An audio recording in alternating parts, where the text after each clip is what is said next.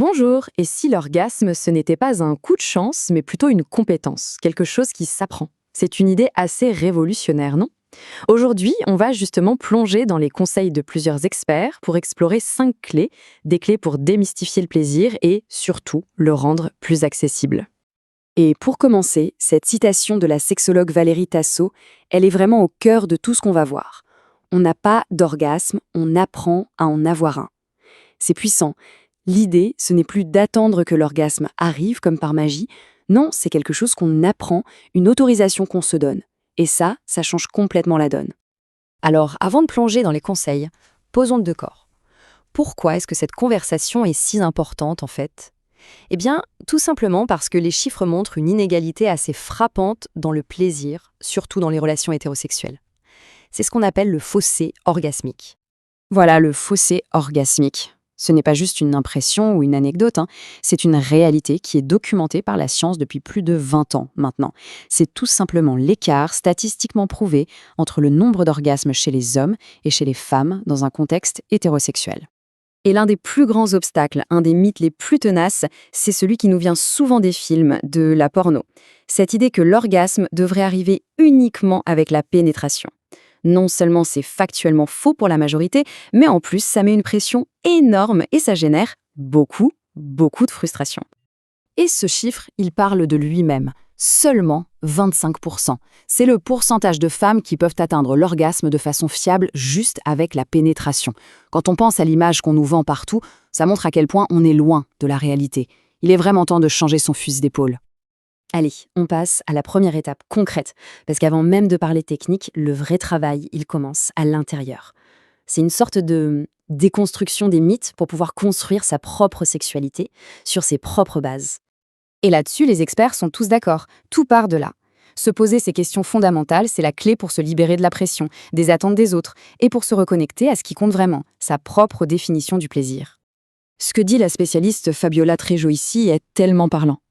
Vouloir prouver à l'autre qu'on est un bon coup, vouloir lui faire plaisir à tout prix. En fait, ça bloque. Ça empêche de se concentrer sur ce qu'on aime, sur ses propres sensations.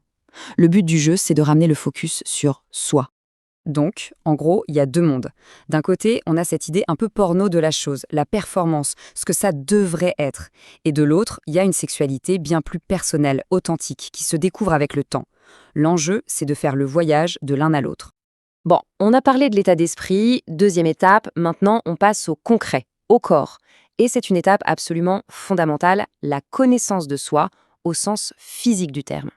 Et c'est là qu'on touche à un truc profond, comme l'explique la psychologue Trinidad Fortes. Depuis l'enfance, on entend souvent qu'il ne faut pas se toucher. Le résultat, des années plus tard, on a des femmes qui, littéralement, ne connaissent pas leur propre corps. Les parties génitales deviennent une sorte de territoire inconnu. Alors, par où commencer? Eh bien, les spécialistes conseillent des choses très simples, très directes. Prendre un miroir, regarder, toucher, masser. Le but, ce n'est pas la performance, c'est juste l'exploration, la curiosité. Pour comprendre ce qui se passe, identifier les sensations, un peu comme si on dessinait la carte de son propre plaisir. C'est une démarche super saine et vraiment essentielle. Et ça peut paraître fou, mais la conséquence directe de ce manque d'exploration, c'est que pour beaucoup de femmes, l'emplacement du clitoris reste flou. Une notion un peu abstraite. Alors que, soyons clairs, connaître sa propre anatomie, c'est la base de tout. Ok, on a posé les bases. Le mental, la connaissance du corps. Maintenant, on passe aux techniques un peu plus pratiques, celles qu'on peut utiliser pendant une rencontre sexuelle. Alors là, attention, c'est peut-être le point le plus important, celui sur lequel tous les experts insistent. Oubliez la recherche de la position magique, c'est une perte de temps. La clé, la base de l'orgasme féminin dans l'immense majorité des cas, c'est une seule chose, la stimulation clitoridienne. Donc si on résume, on peut penser à 3 clés pour le plaisir physique. 1. La stimulation du clitoris, que ce soit par frottement, pression, peu importe. 2. Le lubrifiant. C'est fondamental, ce n'est pas un signe de problème, c'est un outil génial pour varier les sensations. Et 3. La respiration.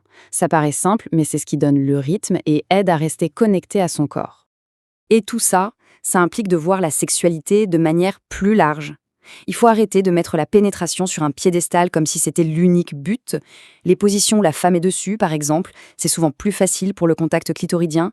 Les sextoys aussi, c'est un super outil. Mais il faut le voir comme une option parmi tant d'autres, dans une sorte de grand buffet du plaisir. Bien, on arrive à la dernière étape. Comment on fait pour que tout ça devienne une pratique durable? Eh bien, ça repose sur 2 piliers, la pratique et la communication. Et on en revient à notre idée de départ. L'orgasme, ce n'est pas un coup de dé. C'est une compétence. Et comme n'importe quelle compétence, que ce soit jouer de la guitare ou faire du vélo, ça demande de la pratique, de la régularité et un peu de patience aussi. Cette phrase de Fabiola Trejo, elle résume tout parfaitement. L'orgasme ne vient pas tout seul, il se construit. C'est un processus actif, on est acteur ou actrice de son plaisir. Chaque expérience, c'est une pierre de plus qu'on ajoute à l'édifice. Évidemment, quand on est deux, un élément devient absolument crucial, la communication. Il faut pouvoir dire ce qui fait du bien, guider son ou sa partenaire, et le faire sans avoir honte, sans se sentir coupable. C'est la base. Un plaisir partagé, ça se construit avec un dialogue ouvert. Et pour finir, une dernière distinction super importante de Fabiola Trejo. Oui, le mental joue un rôle, mais l'orgasme, c'est avant tout un événement physique. Ça se passe dans le corps. Donc si ça ne vient pas, ce n'est pas forcément un problème de lâcher prise, c'est très souvent, et bien plus simplement, une question de stimulation physique qui n'est pas la bonne.